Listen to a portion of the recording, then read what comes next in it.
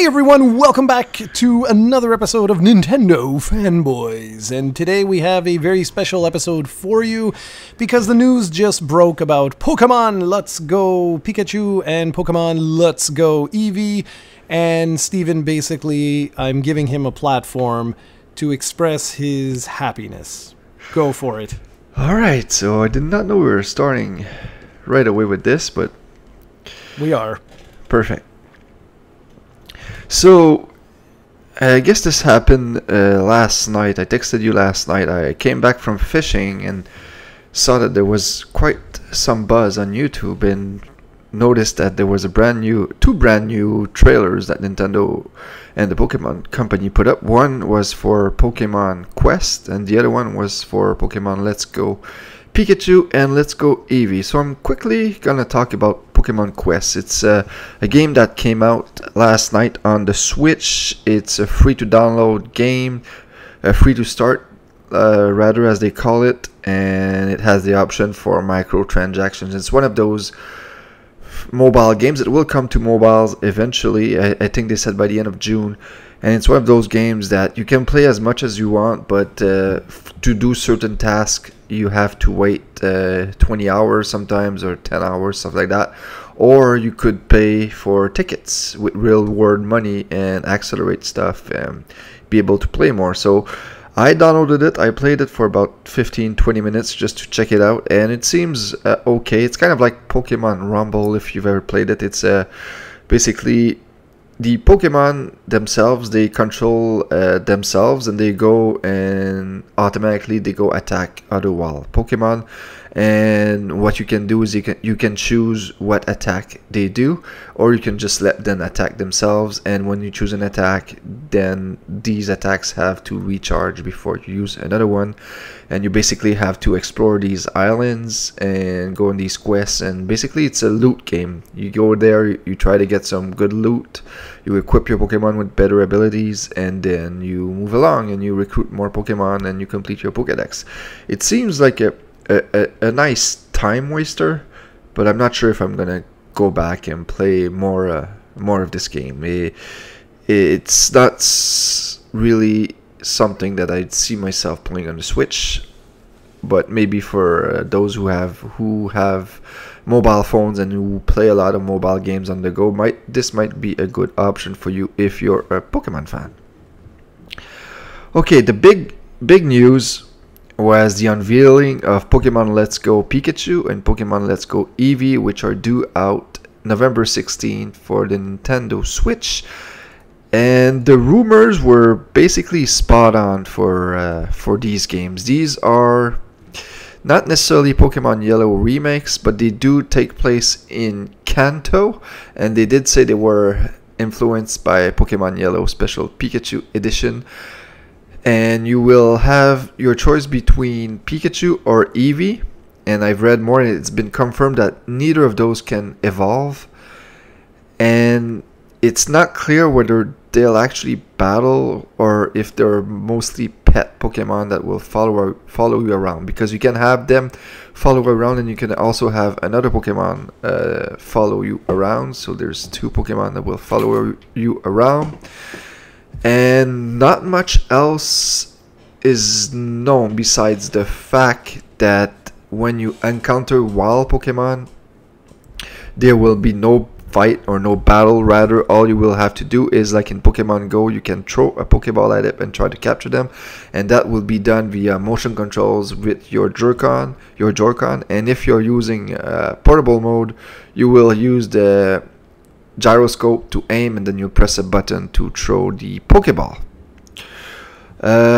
Besides that, there will also be co-op, local co-op. You'll be able to join in and play co-op, basically. That's self-explanatory or tonary. And what else? I should have written notes here, but it's basically a simple version of Pokemon. It's still an RPG, but it's a simple version of Pokemon, which is Pokemon is arguably a simple version of a role-playing game. So Not super thrilled about this game, although the saving grace for me is that they did also announce that this is not the game they announced last year at E3. They are working on a core Pokemon game. Basically, they said in the style of Pokemon X and Y and Sun and Moon. So basically the 8th generation, and it will be, they are aiming for it to be released in the second half of 2019. And so probably November 15, 14, 16 in that range, because Pokemon Sun and Moon was released on November 18. Ultra Sun and Moon was released on the 17th. And Let's Go Pikachu and Let's Go Eevee will be released on the 16th. So am I missing anything? I feel like I probably went over a few things about Pokemon Let's Go Eevee and Let's Go Pikachu. Did you mention the I just had like a brain fart. Did you mention the Pokemon Go interactions? Oh no, yeah, that's right. I forgot that. Yeah, you'll be able to transfer Pokemon from both versions to the other versions. I believe that's what you're gonna be able to do.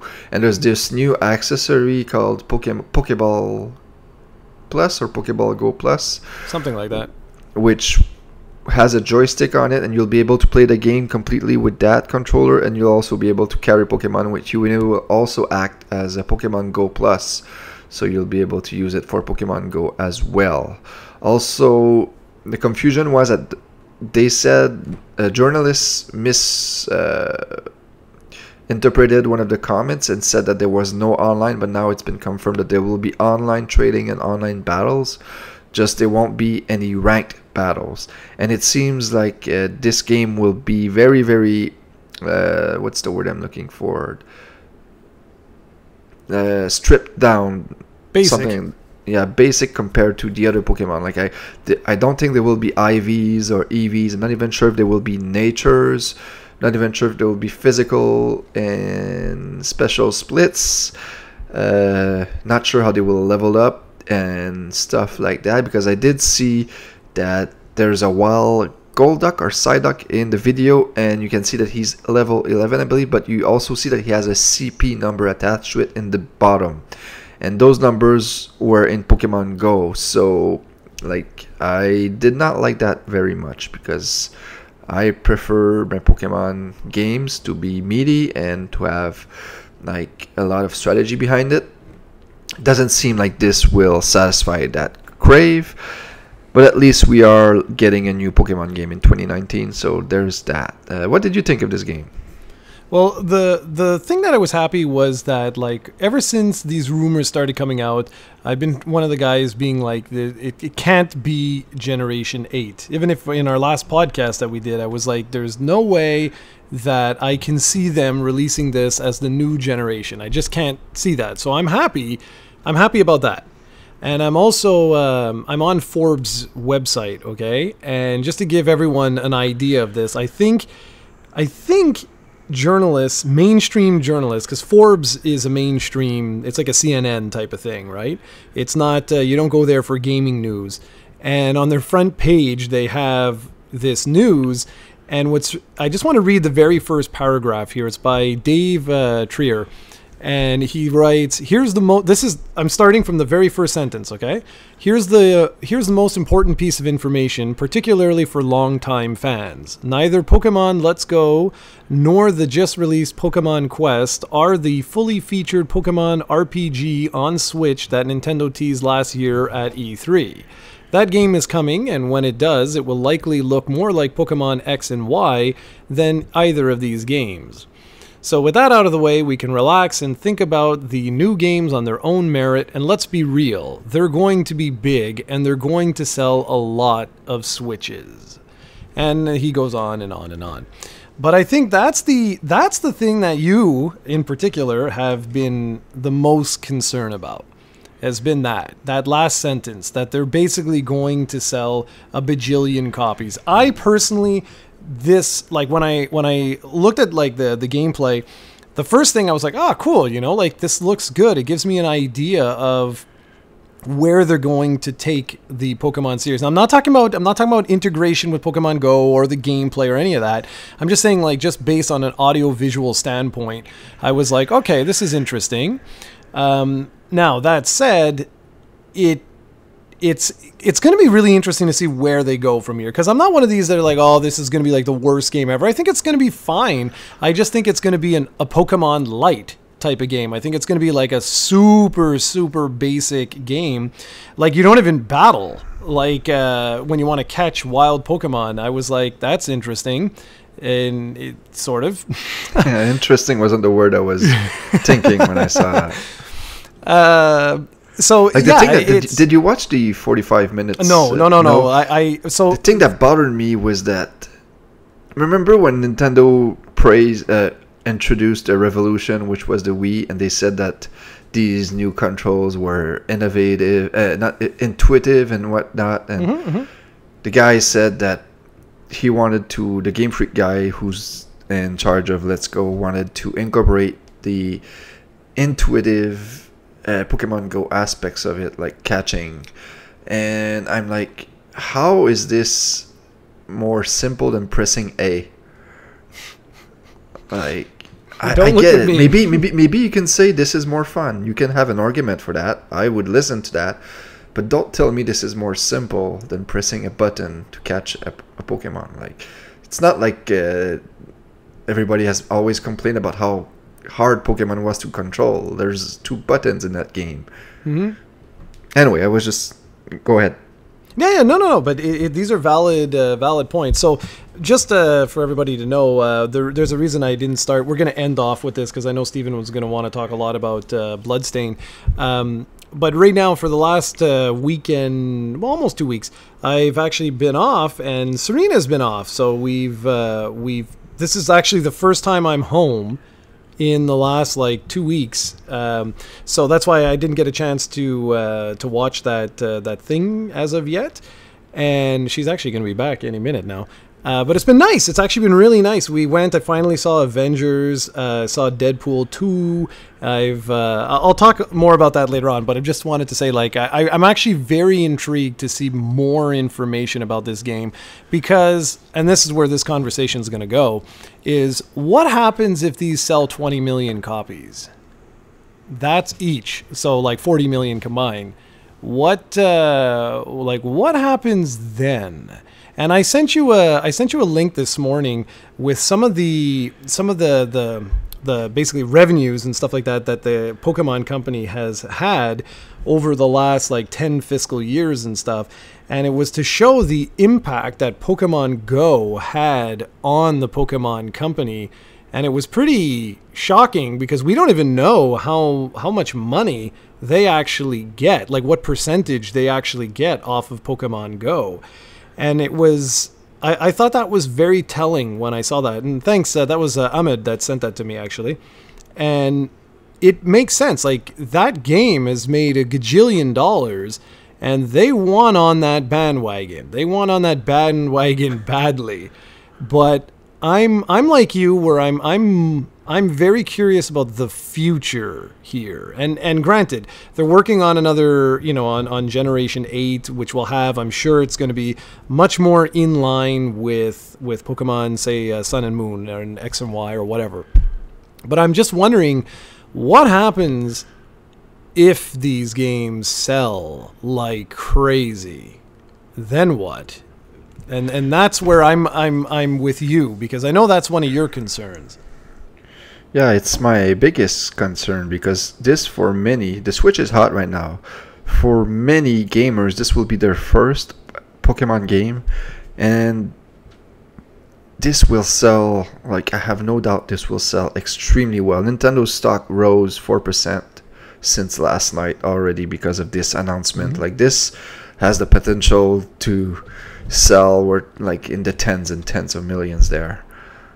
And the problem I see with that is that if this does happen, and next year when the core Pokemon series arrive, it's very, very rare that the first Pokemon game launch on a system doesn't end up being the best selling Pokemon game on that system.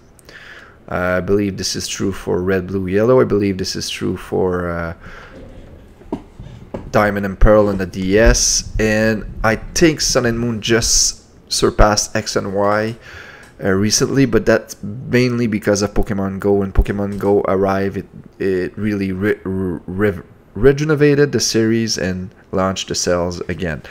So this does scare me, and like I mentioned in the last podcast, it's true that Pokemon has never made as much money as they have right now, and all of that is because of Pokemon Go. That's true. But I don't think you can replicate that success on a console simply because, like they said, 800 million people have downloaded Pokemon Go. If you combine the sales of all the consoles and all the portables, you're not even close to that number. And there's over 1 billion people in the world who have access to a phone. You're never gonna have that, and I believe that's the main reason for Pokemon Go's success. And it's that simple. So if this sells very, very well, and it is a very slimmed down version of Pokemon, and then next year's version doesn't sell as well, what do you think they'll do next? They'll concentrate on this one. Yeah, that's for sure. That's what scares me, because I will play this game, but I will not put 500 hours into this. I'll play this, probably beat it once, and that will be it, because I know myself, I'll get hyped up a few weeks before, and then I'll be disappointed once I play the game because of all the depth that will be missing from it. And really, really hope. I don't wish them wrong. I wish this. I do wish them well. So I hope this sells. I'm not. Don't get me wrong, but man, I do hope they remember that the next game. I hope that fans show up for the next game, and because the next game will be way better than this. Just the catching mechanic, and I'm really sure that the difficulty in this game will be next to nothing. It will be missing completely because they want this to appeal to kids and grandmothers. They want this to appeal to people who don't play games, which I never understood why they did that. They do that still to this day with a home console, but whatever may be. This will sell. Pokemon is aimed at kids. I never forget that. I don't have a problem with that, but man, I'm scared. And you should be. Yeah, this has a potential to, not right now. I'm sure there'll be a Generation 8 and a Generation 9, but this has the potential to be the first step into the destruction of the main series of Pokemon. So there you go, ladies and gentlemen. Thanks for tuning in, and there you go. Just remember that. Remember Steven's wise words, so that in 10 years from now or whenever, if everything falls apart, you can come back here and you can say he was the first guy to say this. Did you see IGN? I just noticed that IGN has an article up. It's a huge article, actually, going into a whole bunch of detail. It's like their third story. I might have missed that one. I read a few large articles, but maybe not that one. Well, it says it was posted 16 minutes ago. Okay, so it's impossible for me to have read it since we've started this 18 minutes ago. Well, there you go. But yeah, it's a huge article that goes into... Just give me the... Oh, I haven't read it. I just noticed. Skip quickly, see if there's any points in there. I don't think so. They're talking about the Pokeball Plus price details. It's just is it revealed? Because we didn't have the US and Canadian dollars. We only had it in yen. So no, it's still in yen. It's going to be about $50. It's going to be $49.99. So that means it's going to be like $59.99 Canadian. So you should buy like 3 of them. Yeah, I should. You should. You're going to be... Watch. He's going to be like the biggest fan. I know this. Yeah, he's going to be like, this is the best Pokemon ever. The thing is, you've never played Pokemon Go, right? No, never. That's the problem, because I played Pokemon Go for a week, I believe, and I don't want to go back, and it feels like to get the full enjoyment out of this game, you have to play Pokemon Go. I forgot to mention though that there will be a brand new Pokemon unveil. That's how they ended the trailer, and it apparently a unique Pokemon. And also, did I mention that it's only the original 151 Pokemon in this game?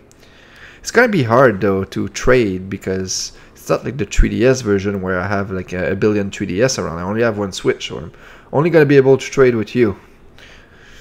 Yep. So we're gonna have to play different versions, so we get the exclusive Pokemon from each version. Yeah, we can do that. And then you can buy another. You can buy another Switch. You're loaded. Yep, that's me. I'm just looking to see what's this. Okay, where to pre-order Pokemon Let's Go. Why? What do you mean where to pre-order it? Who cares? Pre-order it anywhere. Yeah, it's just because it's not on every site yet. Oh, okay. All right. Because I'm looking, I'm like, this is really stupid. Like, you don't get any incentive for pre-ordering it. And besides, just, anyway, I don't know, whatever. Anyways, yeah, so, I mean, I don't know. I don't know how I feel about this, to be honest with you. I really don't know. When you were texting me yesterday, I was like, right, as soon as you broke the news, I was like, there's no way this is Gen 8. Like, there's just no way. And then when I started looking, you know, I saw the trailer, I was like, okay, well, it's very cute. And it seems to be very simple. Like when I saw no random encounters and stuff like that, I was like, "Oh, Steven's gonna love this." And but I mean, I like to give these things the benefit of doubt. So I want to see what happens here. It was very clear to me from the trailer that they want to get in on the Pokemon Go bandwagon. Like, it seems like just it's evident that's how it starts. The trailer starts with some dude playing like Pokemon Go, and then he puts his phone in his pocket and starts riding a bike and so on, following Pikachu down the street.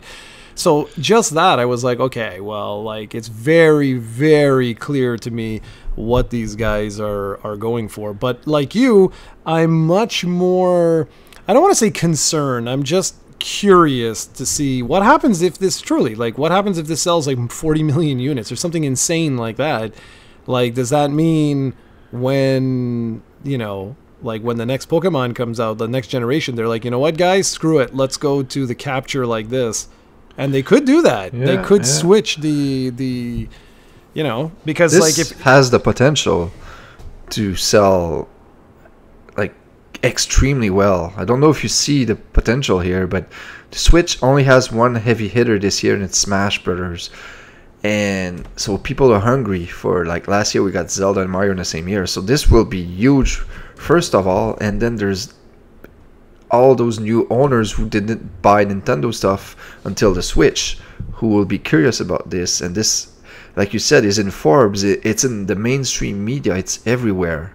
Like, this will be a huge, huge game this holiday season. So, yeah. Well, I personally, I mean, the minute that I read, because I didn't know, but the minute I read that the capture mechanic was basically the exact same as Pokemon Go, I was like, oh man, is this gonna sell? Because anyone that is playing Pokemon Go, and I still see tons of people on the bus and stuff like that playing every day. Like every single day I see people playing this game. And I'm like, this is brilliant. Because if they're like, you know, I wish there was like a little bit of a deeper experience. Not even like a super deeper experience, but just like a little bit of a deeper experience. Or you know what? Even those people who have no idea what any of this is, when they start to see trailers on TV that are saying, like, you know, like the Pokemon Go craze continues with Pokemon Let's Go Pikachu and Pokemon Let's Go Eevee. The minute someone sees something like that, I'm visualizing, you know, all these people who don't even own a Switch, you know, all these people that are currently just out capturing Pokemon on Pokemon Go. I can so see them being like, oh, this is sick. Oh, what do you mean? Oh, that's so wicked. So you mean like the Pokemon that I can't get in Pokemon Go? Like, there's that, you know, those 17 Pokemon or whatever it is that, like, I can't get right now because they're seasonal exclusives or they're region exclusives or whatever the case may be. You mean now I can just buy this thing and I can finish my Pokedex? How kick-ass is that? And that's what I see. And for those people that are listening, I mean, we attract a more hardcore, let's be honest, a more hardcore fan base. Guys, at the bars in downtown Montreal, they have signs saying which Pokemon you can capture at the bar. I mean, that tells you something. Yeah, and like this has the potential to be an excellent side series. Like, I wouldn't mind if they keep the core Pokemon great. I wouldn't mind every 2 years getting a core Pokemon game, every 2 years getting a Let's Go game. I wouldn't mind.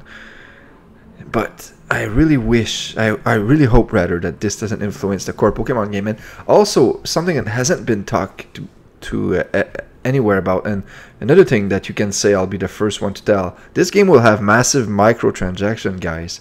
If they want to go into the Pokemon Go market and want to make money like Pokemon Go does, they don't have like the user base that phones have. Yeah, they will have to incorporate microtransactions into this, like, and that's how Pokemon Go makes their money, because Pokemon Go is a free-to-play game. So expect that will happen, and I imagine people will not be happy when that's announced.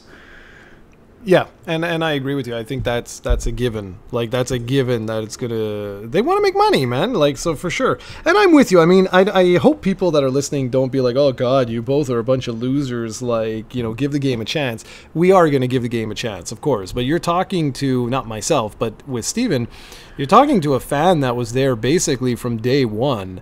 So it makes sense. Like, anytime, like when I started hearing rumors of Zelda, you know, like changing up Zelda and stuff like that, I always get nervous. Always.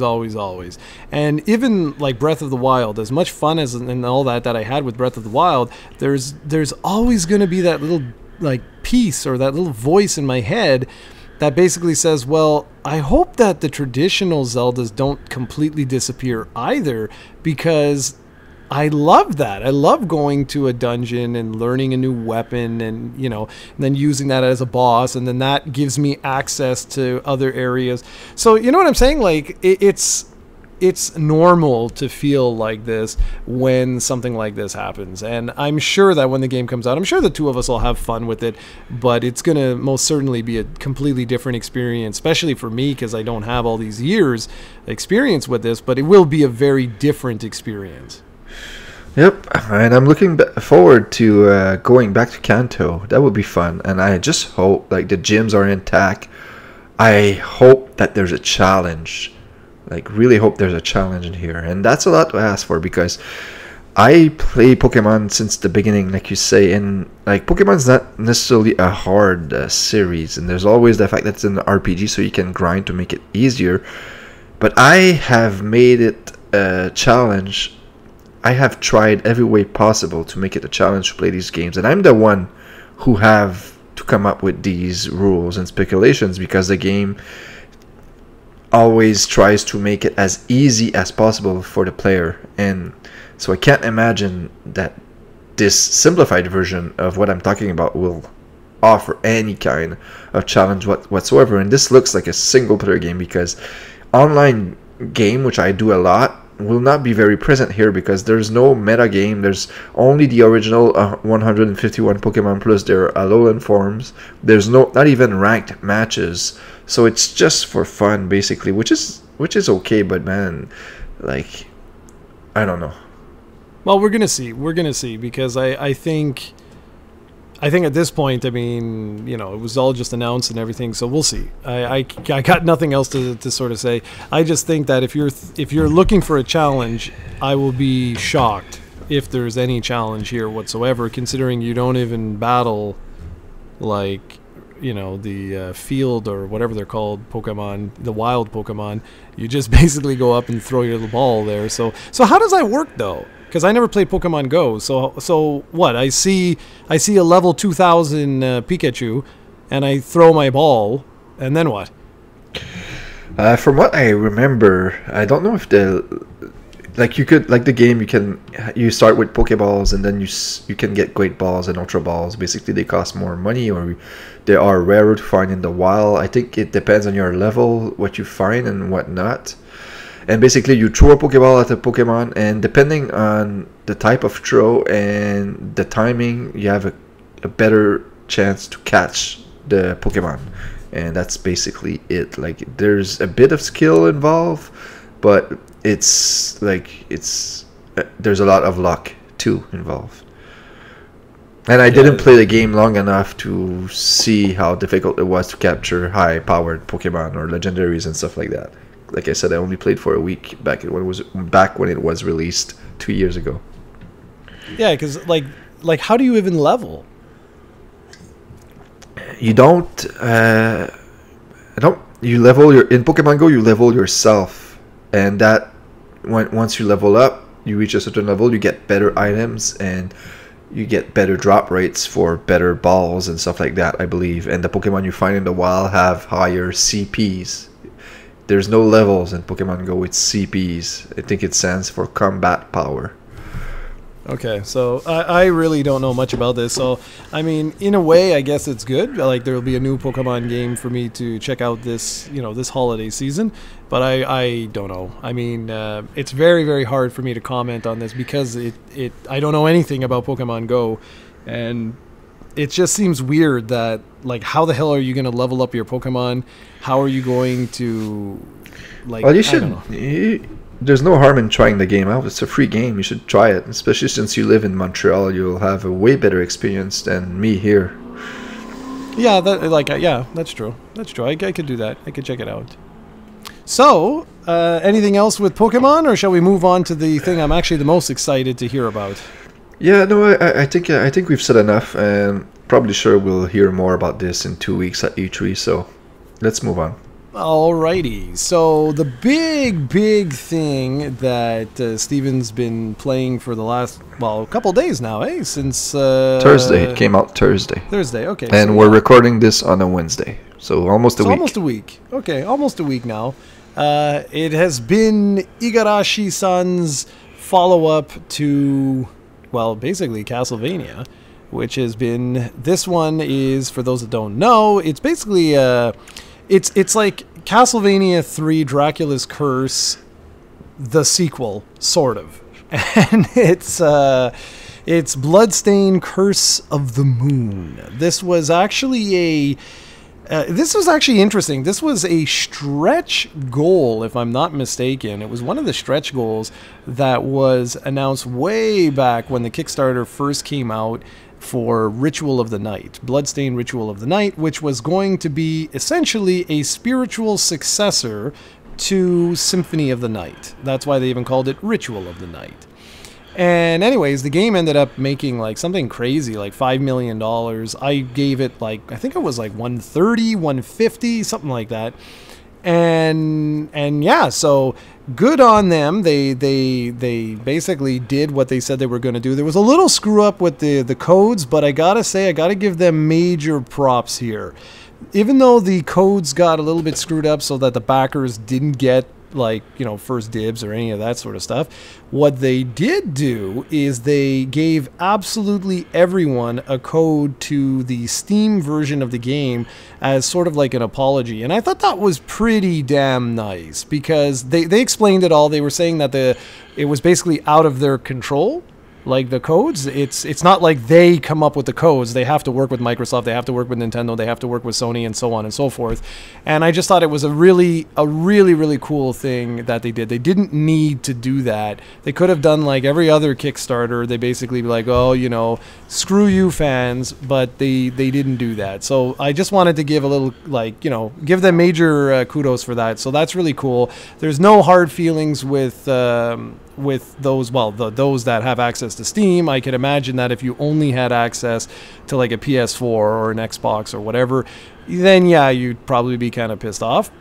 But I still think it was a really cool thing for them to do. They gave you like a temporary code that works till like June 8th, I think it was. Something like that.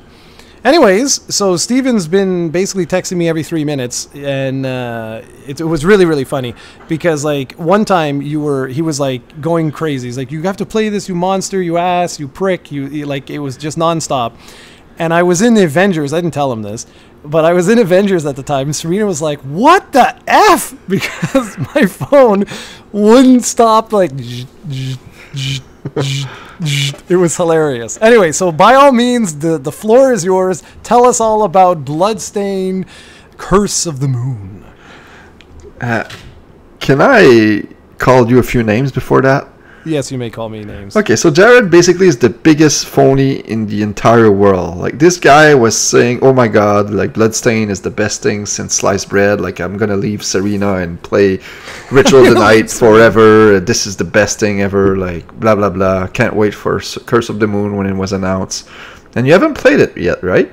That's right. I have not played it. So, ladies and gentlemen, like, Jared Nickel is not worth a penny. He's a liar. Never trust that guy when he says something. He's he's big talk, no action.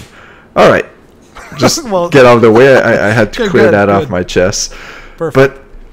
But okay, so I don't know if I've ever told you this, but like I love Symphony of the Night. I love like Circle of the Moon. I love all the Castlevania, Metroidvania games. But I prefer the NES Castlevanias or the action Castlevanias. Those are the games that I prefer. Those are the games that I crave. Okay, pause for just a sec. Yep. I'm curious. Question for you. Yep. Sorry, I didn't want to interrupt you, but did you ever really play Rondo of Blood? Rondo of Blood. No, I don't. I never really played it because I never really had access to it. I do have it on PSP somewhere though. Damn it, man! Because I didn't think of this. I could have got you to buy that on the Wii. Do you still have your Wii? Yeah, but it's an online game. I can't. Oh well, I guess no. The shop is closed. You can't add money. Yeah, right? no, but you could like 3 weeks ago or whatever it was. They only just recently stopped you from adding money because I was gonna say, man, if you, I didn't know this, but if that is really your preferred style, you need to check that game out, man. That's like. It's right up there. Well, it is on Castlevania PSP, 3. right? I believe if you beat the game, you get it. You get the original version. No. You have to actually find a. It's like a disc. You have to find a little disc to. There's 2 discs that you can find, or 2 in the they're game. like little icons, yeah, and one is for Symphony of the Night and one is for Rondo of Blood. But I'm telling you, man, you should. I'm not saying it's better than Castlevania 3 because I don't necessarily agree with that, but it's still, as a fan of the action Castlevania games, you have to play that, man. Yeah. Okay, you can continue now. Okay, so yeah, basically I was saying that like most people tend to prefer, it seems, the Metroidvania games, and that's perfectly okay. But I texted you when Curse of the Moon was announced. I told you this will actually be better than the main game. Yep.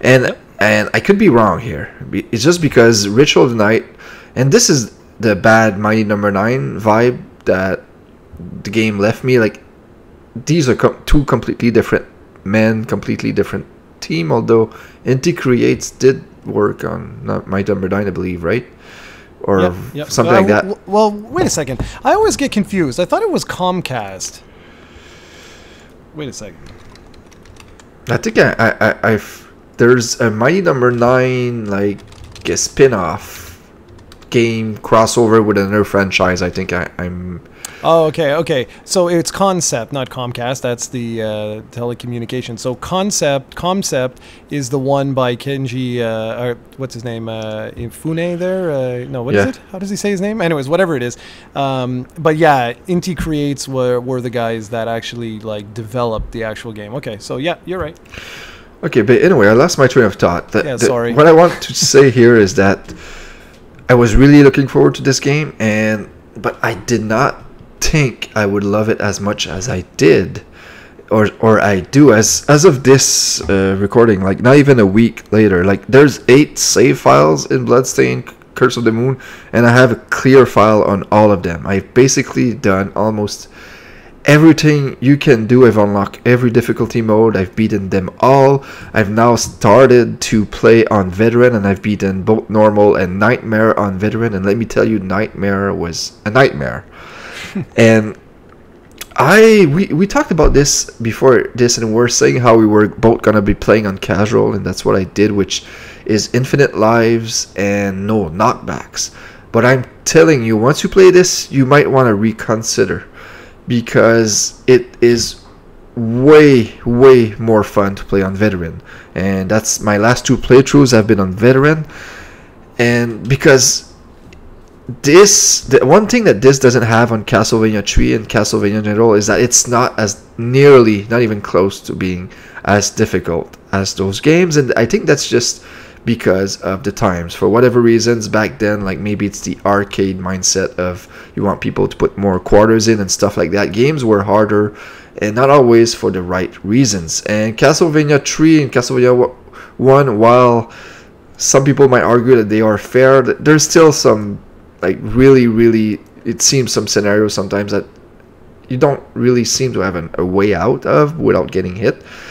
And that's sometimes just bad luck or whatever. But in this game, like, if you play on casual, like, it's extremely easy to beat. And that's fine if you want to experience it. That's what I did. Like, my first 6 playthroughs, basically all on casuals. But if you play on veteran, like, you really will have more fun, because the life thing doesn't really matter, because I find that at the end of the run, although on Nightmare at the end I only had 4 lives yet, well, while on normal I had like 16. But the thing that really makes it important in my opinion is the knockback, because without the knockback, like, all the platforming present basically doesn't exist, because it's there but there's no challenge whatsoever, because you can quickly, even if you take damage, you don't care, because there's plenty of health going around. That's another thing they don't tell you in veteran. There's a lot less health going around. Enemies that hit you, they do a lot more damage. So there's other things that go, but basically, man, this game is freaking fantastic. Like, right now, this and Celeste are my games of the year, and I really have fun. It is extremely similar to Castlevania. Like, it's basically Castlevania, and you can see they don't even try to hide it. Like, basically they could remove the Bloodstained and put Castlevania there and you wouldn't even know. It's a sequel to Castlevania 3, or it's a remake of Castlevania 3. It's the same game. It's just so awesome, and I don't mind this, because Konami is not making Castlevania games anymore, so they can go screw themselves, really. Like, this game exists because there's a demand for it, and it's selling well. It's already on, I think it was number 3 on the eShop when the last time I checked. Nice. The only thing I had an issue with at the beginning was the music. For some reason, the music did not click with me, and I read reviews, and I was the only one. Everybody seems to love the music, and now I've played it so much, like, I'm probably close to 15 hours into it by now, that, like, it has grown on me, but it's still not as memorable as the Castlevania music, and I still find myself humming the classic Castlevania theme in my head while playing the game, just by habit. Like, I'm imagining it in my head for some reason. So that's my only small gripe with the game so far, but man, is it a blast, and one that I'll keep playing. Actually, I want to finish the boss rush mode, and I want to maybe try Ultimate on Veteran. Even though Ultimate is the 3rd difficulty level, it's not actually more difficult than Nightmare, because you have an extra character present, and that character is super powered up. So I don't think it will be. I don't understand why they called it like that, but whatever. This is an awesome game. Yes, it sounds glorious, glorious. And I'm glad you're enjoying, though. I really am glad that you're enjoying, and I'm very much looking forward to getting in on this eventually. I knew what was going to happen, which was what you said. Like, I knew I was going to be like you, and when I found out that Serena was taking the same time off, I was like, okay, I can't. If I do this, like, I'm a real jerk. Like, I'm going to be a real, like, prick. So, but I must say, man, Avengers, did you see it? You saw it a while ago. Yeah, I saw it. And did you like it? I didn't dislike it. I liked it. Yeah. Do you want to go spoilers into this? Well, maybe warn people. Yeah, let's. All right. So if you haven't seen Avengers Infinity War, we'll put this in the description too. So we're gonna spoil the rest of this. So if you want to go away right now, that would be a smart thing to do. Wait a sec. Hold on then. I got a better idea. We don't really have anything else to talk about. So what I'll do is I'm going to give you guys my blast from the past right now. And that way, then we'll spoil Avengers, okay? That way you could just stop listening. Is that good? Perfect. Okay. So my blast from the past today is a very, very unknown game in certain circles. And very known in other circles. And I'll be curious to see if you've ever even heard of this. Have you ever heard of Rock and Roll Racing? Yep. There you go. Isn't that from Blizzard on the Yeah, exactly. So basically, Rock and Roll Racing was made by Blizzard for the SNES, and I think it was even on the Genesis. But it wasn't. They weren't Blizzard back then. Back then, they were SNS. I never remember what it is. Silicon and Synapses or something like that. Something like that. Anyways, it was before they changed their name to Blizzard. And this is a wicked and technically incredibly impressive game. I don't remember if it actually supported 4 players or if it was just 2 players, but it was one of these games where you're all like in monster truck type things, and you have weapons that you could use to, tackle your opponents. I'm pretty sure it was a 4-player game, but anyway, the thing that made it so amazing was the fact that it had tons of voice acting samples. So, like, they would say, like, blah, blah, blah is in the lead, and oh, bye, and stuff. And it wasn't cheesy. It wasn't garbled. It was actually, like, really good commentary, where you'd be like, let the carnage begin. And I was blown away on the SNES. And this came out in the early 90s. Now, not, okay, maybe more towards the mid-90s. I think, without looking it up, I think it was like 94. So like 93, 94, somewhere around there. So yeah, closer to the mid-90s. But what I do remember was the soundtrack. You had Black Sabbath's Paranoid. You had Highway Star from Deep Purple. You had Bad to the Bone, Born to be Wild. And there was a few other tracks in there. And I just remember that being like, this is incredible. And it's an isometric racer as well. And yeah, so I thought this was just an absolutely awesome game for its time. And that just gave me an idea for my next Blast from the Past, which are the games that this game was actually based on. Ooh, okay, good, cool. I don't remember that, so good, awesome. Okay, guys, so now we're going to spoil Avengers. So for everyone that joined that was interested in all the game-related stuff, you can stop listening right now. Thanks a lot. We appreciate you guys checking us out as always. And okay, man, so go ahead, spoil away. Okay, so I had a lot of fun watching that movie. I want to go watch it again. It was very well done. My biggest gripe with it, though, is that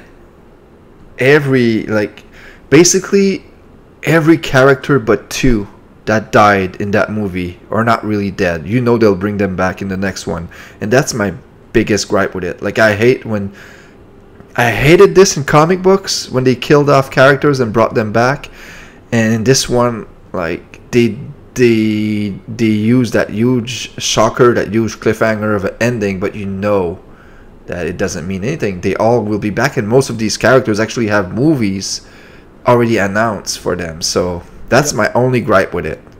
Yeah. So okay. So for me, like I took a while to go see the movie.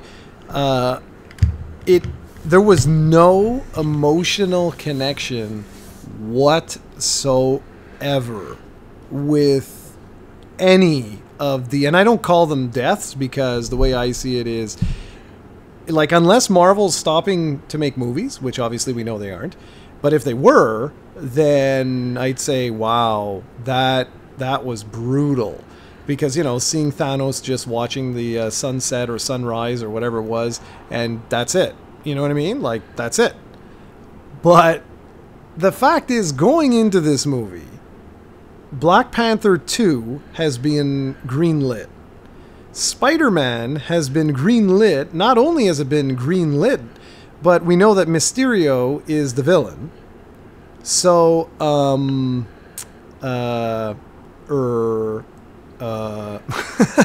like, all of these characters that are supposedly dead, well, wow, I'm very curious to see the next Spider-Man movie with Mysterio when Spider-Man's dead. Interesting. Same as Black Panther, and so on and so forth. So for me, I was like, there was no emotional connection whatsoever. And okay, maybe it's my fault, but I'm pretty sure it's not my fault, because Black Panther was greenlit 3 days after Black Panther 1 came out. So, and Black Panther came out early this year before Avengers. So if you pay attention to anything, when you saw him go poof, you would have known instantly, like, well, that's obviously not going to stick. So I think what's going to happen, I mean, you stayed for the post-credit scene? Yep. Yeah. Okay, so Captain Marvel's obviously going to be in it. Carol Danvers, I think, is who's... Well, who is... Actually, wait a second. Do we know who is playing Captain Marvel? Yeah, we do. I'm just looking I know the face of the actress. I just don't know her name. Marvel Comics. Here we go. And I said Carol. I don't know if it is going to be based on Carol Danvers or not. Well, wait a second. Who is Captain Marvel MCU?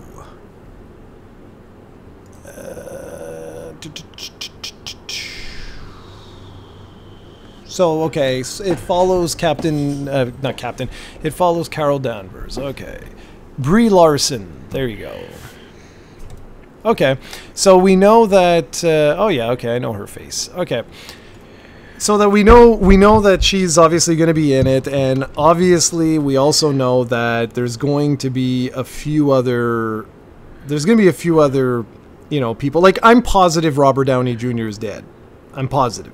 Even though he didn't die in the movie, I'm positive that he will be one of the guys that will die. Yeah, him and Chris Evans, I believe. Yeah, because he said that this is the last for Avengers 4 is his last movie. So yeah, that's the thing. I actually would like there to be some people who died, because that's my biggest problem with comic books, is that there's no ending ever. Like these heroes, because they're brands, they're not really characters or stories, they need to continue and they need to have a new story every week, so there's never really any threat. But these actors, eventually they need to get away from this, so it would be actually a good opportunity for them to have a hero's death and to actually have a good moment. And I hope we get them in the second movie, because you will. I was expecting this in this one, because I had heard before I watched it how many people are dying and whatnot. And when I started, like the first, eventually, like they go and they fight Thanos, like the Guardians do, and you see he turns Dave Bautista's character into bubbles and other two, and I thought they were dead, and right there I was like, what, they had the guts to do this, and it wasn't even a death.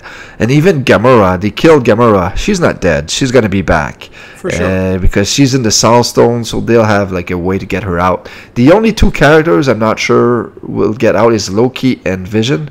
Maybe these two will stay dead, and that would be fine. Loki has been in plenty of movies, and Vision, I think the way they wrote him in the first in Age of Ultron, he's just a bit too powerful for them to have him on screen. Even in Civil War, like during the fight, like it was a bit like they had to downplay him because he's so powerful.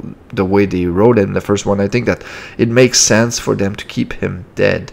But besides these two characters, like everybody else, including Gamora, I believe will be back at some point. So I don't know. Yeah, no, man. I'll tell you right now. Here's major spoilers for Avengers 4, because I'm positive this is going to happen. Everyone else, okay. Now I don't know about Thor and those guys, but basically what's going to end up happening here is, we have not seen Chris Evans or Robert Downey. We haven't seen Cap and Iron Man together because of, you know, Civil War and all that jazz. What's going to happen is, you know, Carol's going to come, somehow rewind the clock or something, somehow reverse what was done, and it's going to require the two of them working together, you know, like their big bromance, and they're going to die together, and they're going to leave them dead. But the characters will go on. They will introduce another, you know, someone else will pick up the mantle of Captain America, and it's probably going to be Bucky. I wouldn't be surprised if they do that. And with Iron Man, they could go in different directions, but I'm sure they're going to do that, because there's even rumors now saying that the little child actor that was in Iron Man 3 has been cast for a role in Iron Man 4, in Avengers 4. Why would they do that? It would make perfect sense to be at like the funeral of Tony Stark. So that's my prediction. Okay. Huh, that's interesting.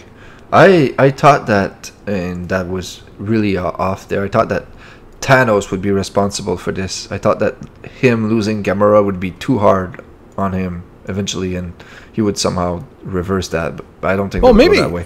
No, well, maybe, man, maybe. They got to reverse something. Like, obviously, they're gonna figure out that. But anyway, my prediction though is that both Captain America and Iron Man will not make it out of Avengers 4. There's just no way.